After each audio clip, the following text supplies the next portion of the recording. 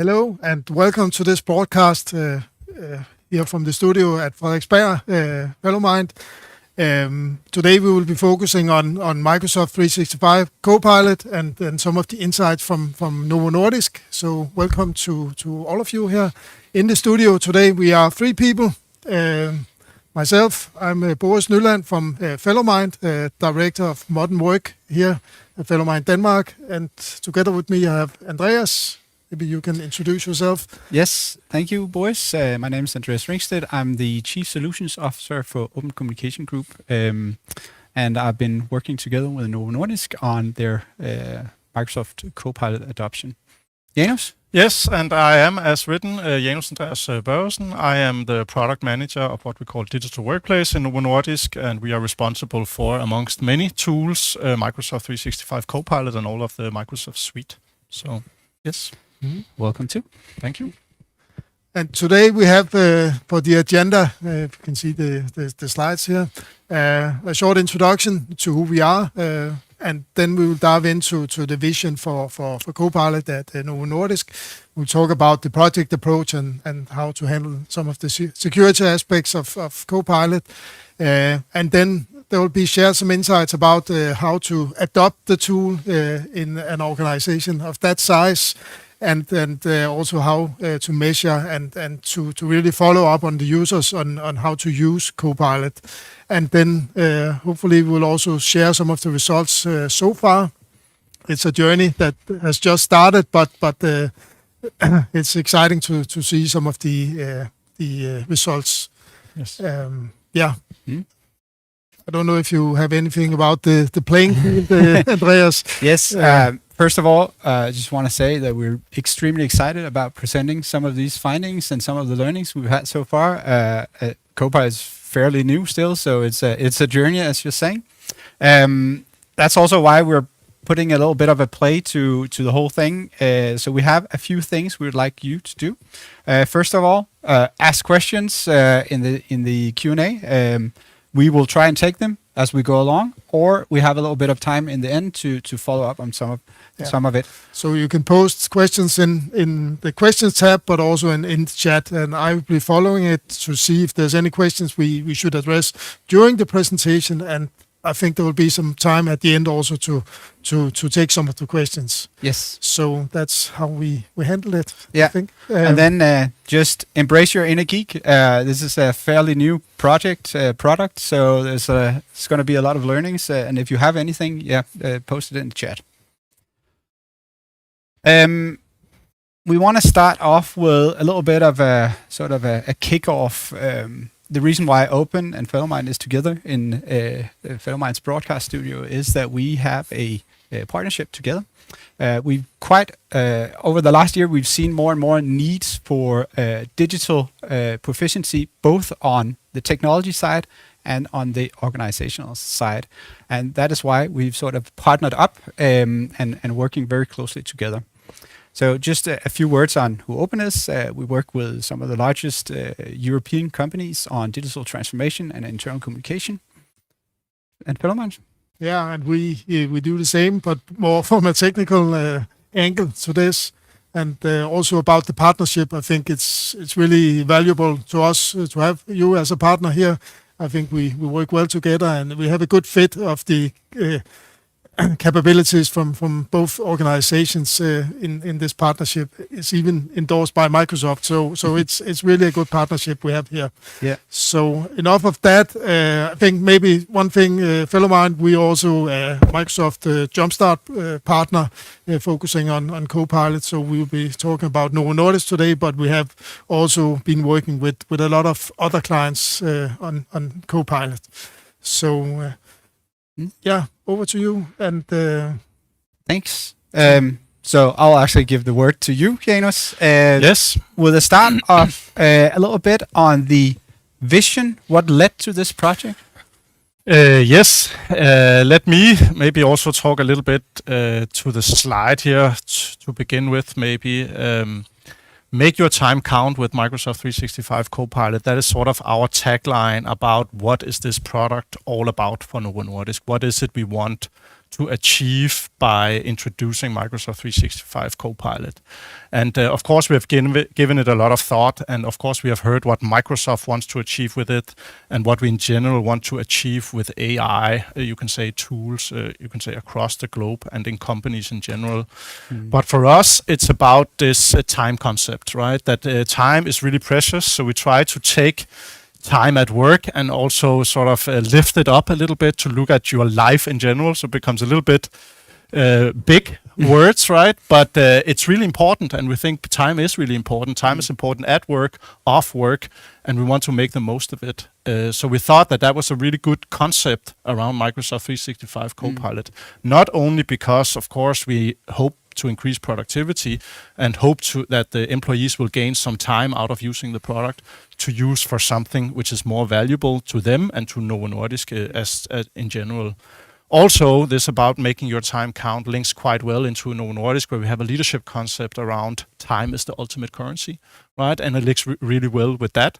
So this is what we want to do, right? We want to make our time count. We want to utilize these tools to make something valuable out of it for each and every employee. It's not only about productivity for Novo Nordisk and hoping for that, it's also for the individual employee, and we'll get a little bit back to that when we also talk measurements, etc. So our vision is that, we want to take this product and give it to as many people as possible, so they can actually get benefit from it in their daily work. Great. And any sort of thoughts on, we said embrace the inner geek, but actually what we've been discussing as well, Janus, is also about this giving it to everyone, sort of democratizing the idea of AI. Yes. Yes, and that's, you can say that's part of it as well. And so in the beginning, of course, the geeks will start using the product, right? And as we began our journey, like the rest of the companies, we got a very few seats, of course, from Microsoft in the early access program. So we gave that to the most interested people, and that often will become sort of the geeks or the first movers. But our aim with this product is actually to make AI something for everyone. So that's really the big difference here, is that we don't focus on specific people getting optimal value out of this product. We focus on distributing the value across as many people as possible. And that's what we mean by democratizing AI, making it relevant and interesting for all types of employees, not only the IT people or the most geeky ones that really are into these tools. And that's a really important concept for us, because it's a start of a journey as well, right? It's the start where people get to know what AI is, how you work with it, how you make prompting to an AI tool, which most people today, of course, do not have any experience with. So we want to make that an experience for everyone. And there, Microsoft 365 Copilot is a really good tool to start understanding what AI can do. Yeah. Safe tool to start with.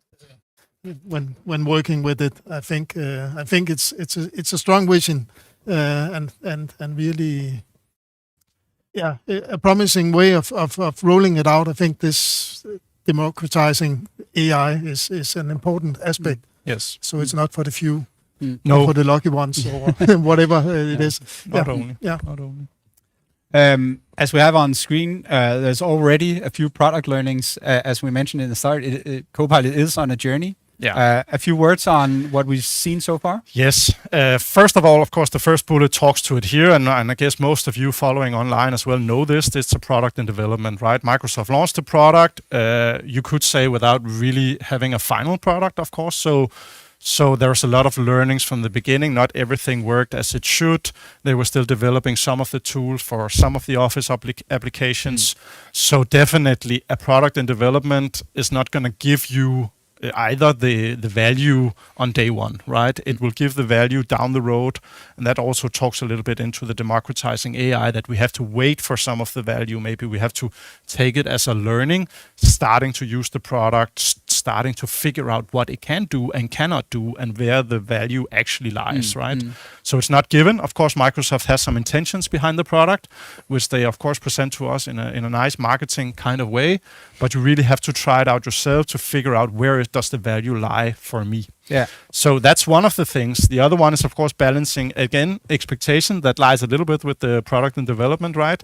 That it's not a magic wand. I often say that, right? It's you cannot believe that it will just do the work for you, right? It is a Copilot. It is something that can help you do some tasks, but definitely not all of it yet, right? And people can also, you can say, get a little bit disappointed, actually, and some actually got kind of disappointed. Is that it, right? Yeah. Why it cannot do this for me? Why it cannot do this for me, right? So, yeah, it is not the magic wand. It is something that can do some things and hopefully will develop down the road to do more things for you. And the expectations is also something we've been having to deal with in adoption, because people have some people had sky high expectations on it. Yeah. New And way maybe of just, working? new way of working. Of course, it's a habit change, right? And working with a new tool that you have not been used to using before, starting to prompt something like you have to do with AI tools like this, it's not something people have experience with. So it will take time to change the habits, and we have seen that also now. It does take a lot of time and a lot of effort for people to start working in another way, and also to figuring out where does the value lie. I was thinking this morning, and I don't know if it's a good example or not, but you tell me, but when we started also, having to Google on the internet, right? First time we had to do that, we didn't know what to do. We didn't know what to write, how to write it to actually get the results that we were expecting. And I was thinking maybe it's a little bit the same here. I know that's more than 20 years ago probably, so not all knows this, but I do. And also introducing the iPhone, it's already also a very used example, right? But think about it, that in the beginning with the iPhone, we also used it for calling and texting, because that was what we knew how to do with a phone. But all the applications, all getting the productivity value out of the iPhone, it took years as well, right? And I think we have to expect it, that it will go faster with AI, but there is some learning curve to work with, right? Yeah. All right. So let's jump into a little bit of the details on the project. There was an EAP, as you mentioned, and then quite fast a rollout. Yes, you can say that surprised us, right? It even surprised, I think, Microsoft, at least some within Microsoft themselves, how fast they were actually releasing this product to the whole world, right? So, of course, we were very interested in becoming part of the EAP in the beginning. That started before the summer vacation last year. And we felt lucky that we got to pay for these licenses for Microsoft and be part of it in the beginning. And then, of course, we started testing it out. We found good test users, trying to find someone across the company, of course, mainly a lot from IT, but also from the business at that point in time. And then we started all of that up after the summer vacation, and already very early, right, Microsoft announced that from 1st of November, there would be licenses for all. And of course, we were not at such ready at all to say, okay, we just apply a lot of licenses, because we are still getting learnings from the initial users, which were the 300 that most other people had, right? But Novo Nordisk has the intention to be front runners, right, and to be part of trying to use some of these new digital solutions. So that meant that we actually invested in quite a number of licenses already early on, which we are then releasing as we speak. And of course, we'll get a little bit back to that. But that was sort of the journey that we bought it, but we were basically not ready to release it to the organization, because we also wanted not just to hand it out to just specific people, right? We wanted to figure out who are the right people to get it, how is a good approach to actually get this out into the organization. So we could not just open up for it for several reasons, actually. Maybe just pausing at after the EAP, any sort of learnings or considerations that we had during the EAP that we took to the rest of the rollout? Yeah, a lot of it was also related to, which you can say, what I said before about product being in development, right? So, of course, we released all of the functionalities in the EAP and trying to figure out what works, what doesn't work. How does it work in Teams? How does the chat work? How does it work in PowerPoint, in Excel, etc.? And, of course, there were some of these product Excel stuff was not even there at the point it came. PowerPoint was not working. And it's basically still not working to the expectations that we have, right? We are in Novo Nordisk. We have sort of a branded templates and such stuff like that, and it doesn't work with the branded templates yet. So we are in question around this at the moment. So did Copilot meet your expectations in terms of brand compliance of generated PowerPoint, Word, etc. documents? Yeah, and of course that question is leading to a no, right? Of course, it did not at all, and it still doesn't, right? You had to do different kinds of special things to actually get it to comply with your branding and stuff like that. So we have a brand tool called Templify that we use, and it doesn't integrate with that, where we have a lot of our templates, a lot of our picture galleries, etc., together with that. And basically, Copilot did not take from that gallery, right, or from that template storage, and it just took random things, right? Yeah. And therefore, it does not give good results. And that was a big disappointment for users, right? And also, you can say for us, because of course, knowing that we have all of this and working together with Copilot, there would be a lot of value in it. Yeah. But unfortunately, we're not there yet. We are working on it, and we actually have expectations that there will be some improvements to that for now. But that was one of the learnings from the early access program, that's also one of our learnings, and there are some tweaks you can do to make it better, but still, it's difficult for users to understand exactly how to do that, etc. Yeah. And then from the other learnings from the EAP, you can say there was something about also what it takes to get to know the tool, right? Yeah. We know we had to invest probably a lot of both money and time into getting people to understand how to use this product. So we could see that we had a lot of, you can say, unused licenses, or basically people who not inactive users, right? And we knew that it actually took a lot of effort to get them to see the tool, how it worked, etc. There was also things around the technical barriers. I don't know, maybe we get a little bit back to that. That made it more difficult in the EAP process, or in the early access process, to actually use the tool in Novo Nordisk. Yeah. Anything, we have a little bit of leading in the security learnings, but I know also it's very important for Novo Nordisk that you have a lot of compliancy that you need to adhere to. Yeah. A couple of words on that? Yes. You can say that was, let's just take some of the barriers and then take the security part as part of that. So one of the reasons for not releasing early on, also in November, when we actually bought some of the licenses, what we had to look at the security parameters. What do we do? What's the risk if we release this product to a lot of users? So we wanted, and we agreed with security, that we wanted some kind of training or learning for the users who use Copilot. And we integrated that as part of the adoption journey together with you on how do you educate users to use this product in a secure manner from a data perspective, right? And we also know, and I think most companies know, that when you store data within Microsoft applications, we have different levels of security, like confidential, strictly confidential, etc. And you're only allowed to store some things within our Microsoft suite, and some things you cannot store within that. So also learning people that, and ensuring that they are not oversharing things, right? And using data together with Copilot that they're not supposed to. So all those things we had to figure out also together with security before we felt ready to release the product, right? And the whole communication around what you can and cannot share is really an ongoing journey with the users. I think yesterday we had a little bit of a brainstorm where we said repetition is king, because we need to repeat that message towards the users to make sure that they are aware of how to share. And it's actually not unique to Copilot, right? It's just Copilot makes you take that discussion once again in the company. How do you store your data? How do you share your data with whom and what, right? So it fits into an overall discussion, but of course, because you have AI, you sort of get that data discussion going again. Yeah. Did you have to do some cleaning of your data in your Microsoft tenant before releasing it? No, we did not. No. I mean, that's a huge exercise. We do clean on a yearly basis or we ask people to clean up, right? And we also have some retention policies, etc. So there are some things kicking in, but we are also working on other fronts, sort of with labeling of all our documents, etc., that we will start on now as well, which will help us also go into a better place. Yeah. Thanks for all the questions out there. I can see there's the chat is a lot. Maybe one technical barrier also just be to talk about the barriers of not releasing early on was this about, the Office comes in different versions, right? And we were running on a version where we only updated Office every 2 times a year. And actually Copilot or Microsoft 365 Copilot was not part of that. So basically all our users could not use it with the current Office version. So they could either use it in the web applications, or we offered for the early access users the current channels where you get sort of the updates on a continuous basis. That also meant that people in the beginning did not have it in their desktop applications, right?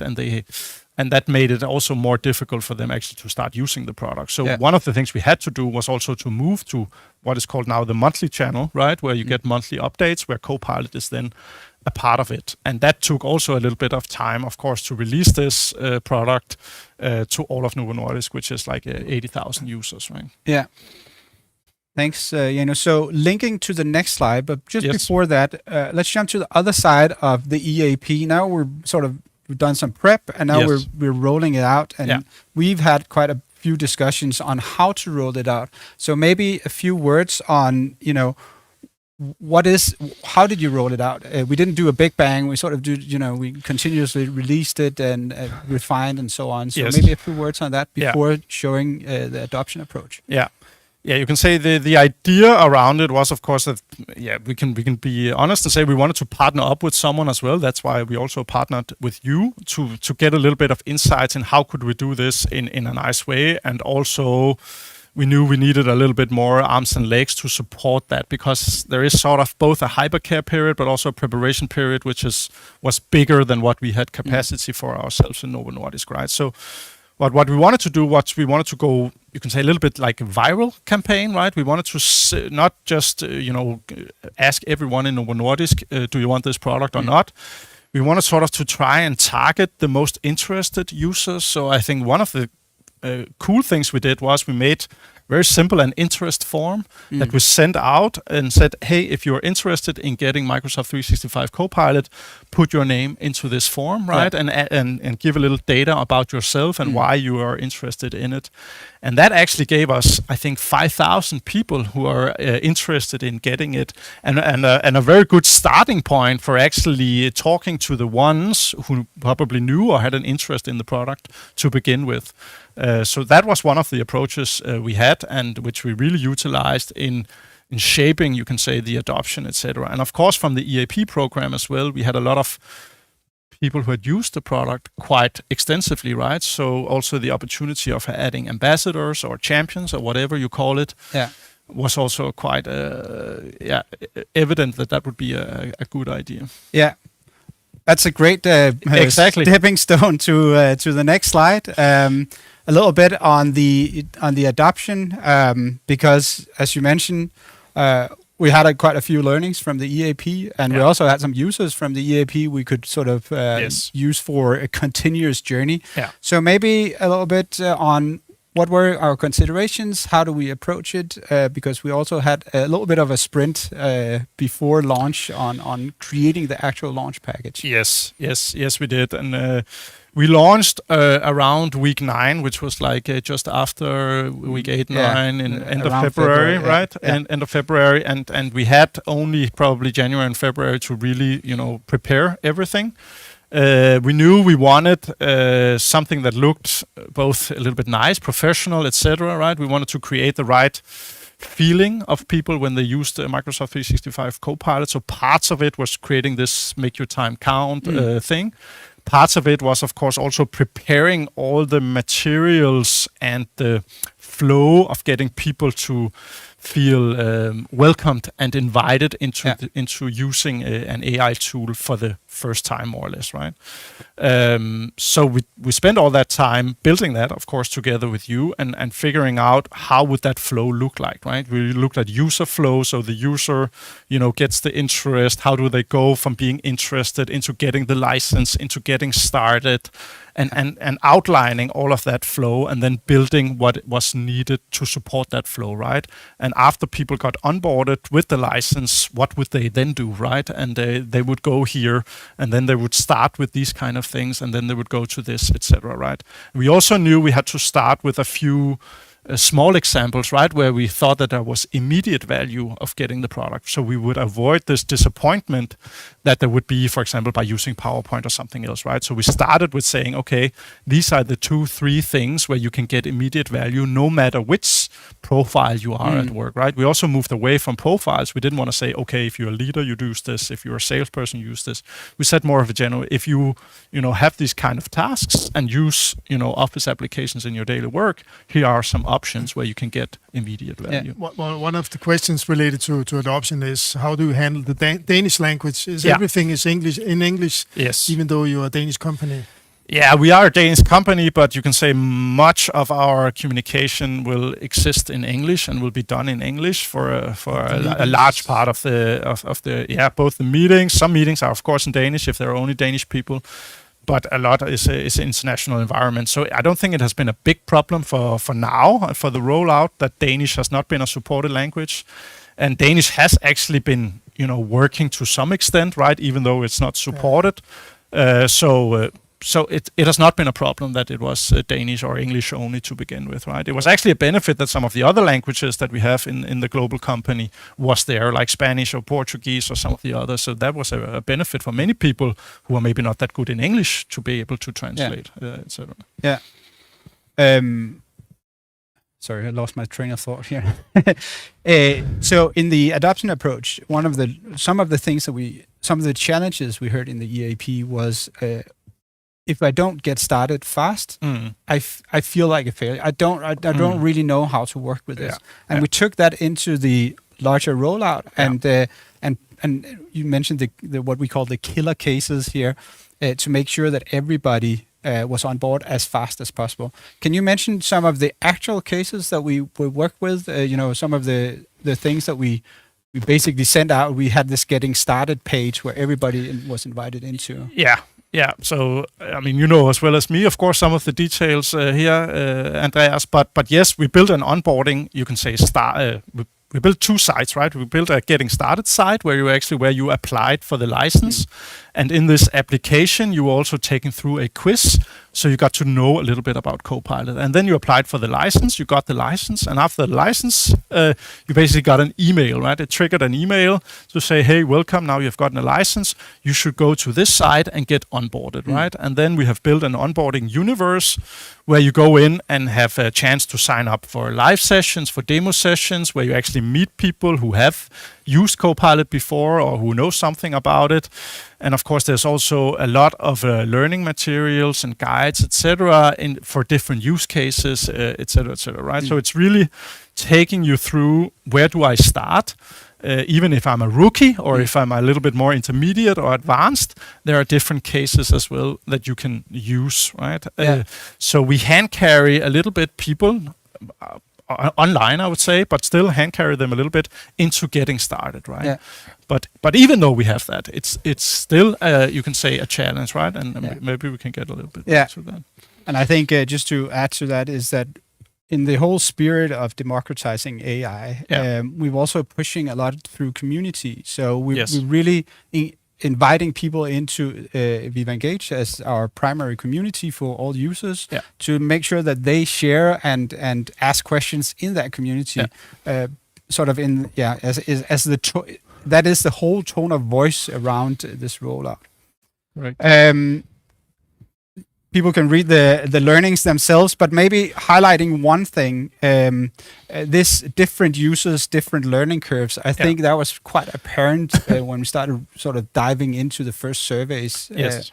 Can you put a few words on that specifically? Yes, I can. So of course we have some users, and also when you take average numbers, they can look good, but some users are really driving the curve up, you can say, right? There are some users who are really engaged and who are really using it a lot. And then you also have a portion of people who is almost not using it at all, right? Or not using it at all, even though they have the license. So depending on the user, your interest, of course, your daily work, etc., there's a big difference between how much you use it, between the users, right? So And of course that creates it becomes difficult. You can say it helps us that the users who really use it a lot, they become great champions, they become great ambassadors for the product, which is going to help us on a little bit on the longer term, I assume, right? But it also means that what do we do with all those users who have really trouble getting started and getting the value out of the product to begin with, right? I think it's pretty normal, so I don't think it's something necessarily to worry about, because it takes time, again, as to get to use this product in the right way and to get value out of it. And we don't have that much time either, right, in our daily work, just to sit down and learn a new tool to get to know it. So it has to be as intuitive as possible to get the value. I think one of the learnings I have is that it takes time to learn it, and that's the biggest hurdle, finding that time in your day-to-day life. Yeah. And you are not forced to use it either, right? No. So it also becomes more difficult, of course, to adopt the tool when you're not forced to it, right? So an optional new way of working. It is for now, right? But I think one of the important thing is, of course, that this will be integrated part of the way we work, no matter if we want it or not, right? It's almost like with Teams and Corona, this is going to be an integrated way, right? So that will, that will be something interesting for everyone at some point. And of course, there are some who are faster than others to get into this game, but everyone will probably eventually get there. Yeah. That's the same with all technology, I think. Yeah. All right. So as people probably can hear, is that we are doing a lot of measurement. We're focusing a lot on experience of getting that data, both qualitative and quantitative data, out of the users, so we make sure that we understand how they behave and what their needs are, basically, in this adoption journey. Yeah. How do we measure? There's a few parameters here we can highlight. Yeah, and I think I also want to mention, of course, that not only how, but also why do we measure, right? Because we, of course, measure. As Novo Nordisk, we're also a company that needs to have some return on investment in general. So when we buy a number of licenses, of course, there's a lot of interest into, is this tool actually giving us what you could say Microsoft promised with their marketing, but also is giving us what we expect as a company, right? And that's why we, of course, measure. But we don't do it only in a very simple way, like only focusing on productivity. As you can see here on the slide, we focus on a different range of elements, and there's a reason for that, right? It's not only about productivity, it's not only about can we do more with the time we have. It's also about, as it states here, quality, right? Can this actually increase quality of the work for some of our people, right? Do I actually write better text? Do I get more quality output by being able to, get an overview of my data in a more easy way than I could before? And we do actually see that when we measure people, is that they do have a perception that they become better at using the M365 tools when they use Copilot. Yeah. So that, and of course satisfaction in general, it's also about engagement, right? Is this a tool where people say, hey, if I get Microsoft 365 Copilot, I get more engaged at work? Sort of a simple measure, right? But having these tools available is maybe also, you can say, a people branding thing, actually, right? Then there's the important thing, I think, right now where we are is the AI proficiency, right? And we talked a little bit about it, but I think that's probably what we should not forget that now, right? Because we will not get the productivity, the quality, and necessarily the satisfaction right here and now to the extent that will maybe be worth the investment, right? But we do get AI proficiency, right? We do get that people start to know what these tools are, and they start to understand how they work. Yeah. So they will gain value over time. And I think that's why I think AI proficiency is a really important measurement right now for us. And then, of course, adoption says that we need people to use the product in order to find out also what works and what doesn't work, right? So, yeah. And I think the whole idea of democratizing AI and helping your employees or your colleagues to become better at AI in general, so when it becomes that real game changer, then they're already a little bit ahead of the curve. Yeah. All right. So we've been talking about the whole project, both in the challenges and the adoption and the rollout and everything. So I think as we started to mention, or as we started saying when we began, is that this is a journey. We're not finished yet, but we do have some first measurements, and I want to turn our attention to the next slide. There's some initial employee reactions to the rollout of Copilot. Yeah. Do you want to put some words on what we have here so far? Yes, I mean we can see, of course, that we have a number of active users who actually use the tool. We'll also there's a slide more on that, but that's what you see here on the left side of the slide. So how frequently do you use it? There's a big percentage who use it several times a day. There's a big percentage who use it a few times per week. So in total, you can say, yeah, people they use it. They use it on some frequency.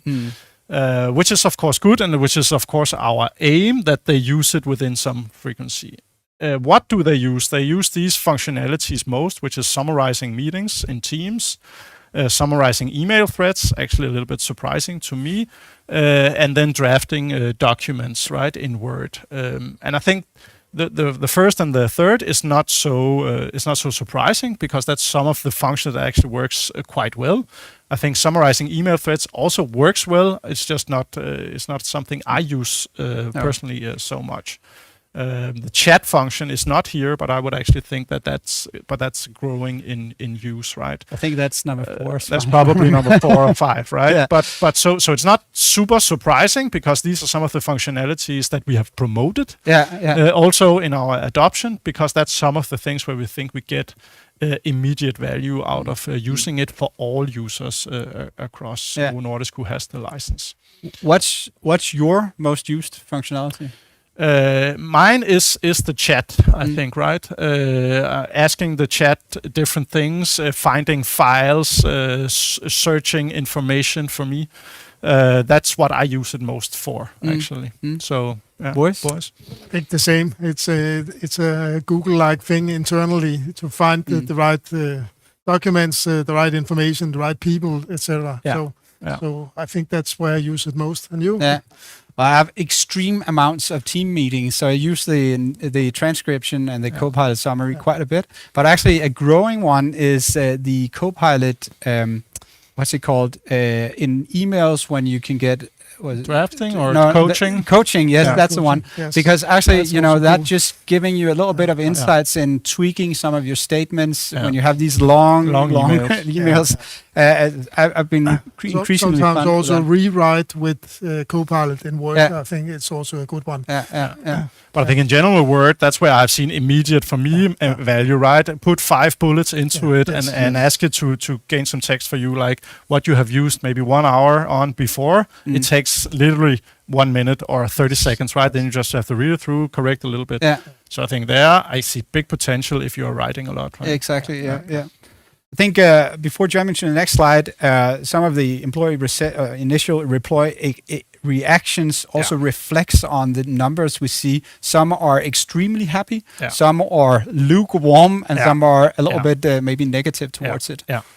Yeah, and I think it links into some of the things we have said already, right? What expectations do you have to begin with, right? So if your expectation is that this is magical, as it says here, or magic wand, then you will get disappointed, right? Because it cannot do everything for you as it is right now, right? There are functionalities that would be really nice it could do, right? Schedule a meeting for me, or these kind of features where you spend a lot of time, as personally at least today, figuring out when is people available, how can I schedule a meeting. If you can get that automated, then of course you get that. So I think it's really linked to expectations, a lot of it, because of course there is. I think the product it's working well for what it is, right? But I think many people think that AI will do the work for you, and therefore they get a little bit disappointed. I agree. Yeah. Any questions? That we have to there's take? a lot of questions actually, but maybe if we take the next slide and gather some of the questions. Good idea. Let's wrap up with the preliminary results and the gains so far. We have this very nice dashboard. Let's start from the left. Let me just, I don't want to go into all the numbers. People can read it, right? But what it shows here, and please take the numbers with some grain of salt, because it's not actual science what we are doing here. So it might be showing a more positive or negative picture than what the actual picture is, but I don't think that is necessarily so important. The important thing here is that we have built this dashboard, right? And this is what we're going to use to over time figure out, are we moving in the right direction, right? Yeah. So are we getting more people, of course, onboarded, more active users? We have some, you can say, goals in Novo Nordisk about how many that we at least want people to use minimum 2 apps. That's why we have the one in the bottom corner, right? We want 80% to use minimum 2 apps within some period of time. Yeah. Right now we're at 63. We want that to grow, right? And we can only do that with adoption and with coming with new features that people can actually use and gain value from. Overall, I think the picture looks pretty good. Also looking at that the product is still in development. It is a new product. It is something that requires a habit change of the way that you work today. So overall, it looks quite positive, I would say. I think if you look at this from a solutions point of view, and if you look at similar rollouts where you actually have new ways of working introduced through solutions, this paints a pretty positive picture. If you look at when we rolled out Teams for all the organizations, there was a lot of confusion and sort of pushback on why we should use this. This is more, people get the idea of why they should use AI. They need to learn it now, and that's where we are. Okay, we have about 5 minutes left. I think one of the maybe easier questions is who owns the Copilot? Is it IT or is it elsewhere in the organization? We sort of literally we own Microsoft Copilot, and we are part of IT, and we are digital workplace, etc. So we own, you can say, the responsibility of making this an adopted product across Novo Nordisk. But it's pretty obvious that we cannot do that ourselves. That's why, you know, the users, our champions across the company, the ones in the business who are actually the ones using it, we cannot do that without them at all, right? So we cannot drive that by ourselves. But of course, we have the responsibility to drive it, and we are doing that in IT, Novo Nordisk, but it's in a collaboration with many other people. One of the other questions I think is interesting is, are you planning to build your own Copilots or to extend Copilot in any way?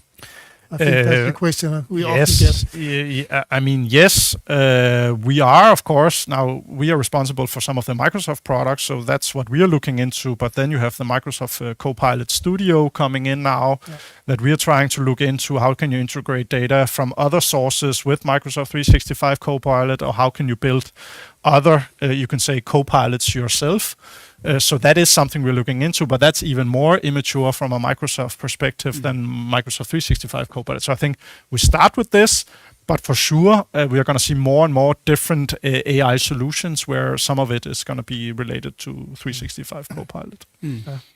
Another question unrelated to that is, are you training your users in prompting?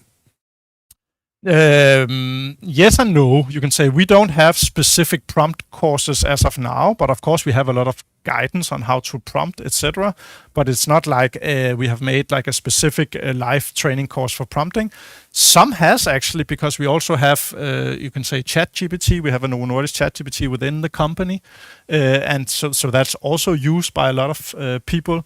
And there exists some prompting courses, but personally, we are not driving prompting courses ourselves. But I think for sure that that's a need, and there will be more and more of that, because that is the skill that you have to learn, right? And maybe opening the lid a little bit on our reinforcement phase here is that is one of our focus areas. Now that we have so many users up and running, next natural step is about learning them to prompt, but we're also inviting the community to do that themselves, so guiding them, but getting also these good tips and tricks from the users themselves. Exactly. Another question related to that is, what communication channels are you using to support your users? Yeah, but that is SharePoint, right? So we use SharePoint, so people can go in. Then we use Viva Engage a lot. And then, of course, emails, because Novo Nordisk is a very email-based company, right? So everyone uses email quite a lot. So that is the way to get in contact with users. And then, of course, we use, as you say, champions, word of mouth as well. That's also why it's a viral campaign, right? That we want people to talk about this and, you know, talk to your colleague about it, right? Do your colleague need a license? We still have licenses left, etc., right? So that's also a way of doing it. Another question is, did you carefully measure the time savings in some areas, or is it mainly back of the envelope, gut feelings? No, it is based on subjective questions, you can say, to the users about how much time do they actually save about it. We don't have measurements behind the scenes that can actually calculate that, because we are not monitoring, you can say, in that sense, employees' behaviors directly, right? So we cannot get that data as of now, besides subjective opinions. All right. I don't think we have time for more questions during this broadcast, but thank you for participating. It's been a pleasure being here. It's been a pleasure hearing about Novo Nordisk and your learning so far, and looking forward to seeing much more learnings that way. Thank you so much, Janus, for joining us. It's been a real pleasure, and also in the project, we've been working very closely together on getting this up and running over the last 3 months. So it's been a very fun journey so far, and thanks for letting us pick your brain today. No worries. And sharing, share your learnings. It's really. Thanks for letting me. Yes, thank you. Thank you, everyone. If you have, obviously 45 minutes is going by fastly. So if you have any more questions to us in terms of how we rolled this out, you can reach out to Boris and myself. We'll be happy to talk to you further on Copilot in general. Thank you, and have a lovely day.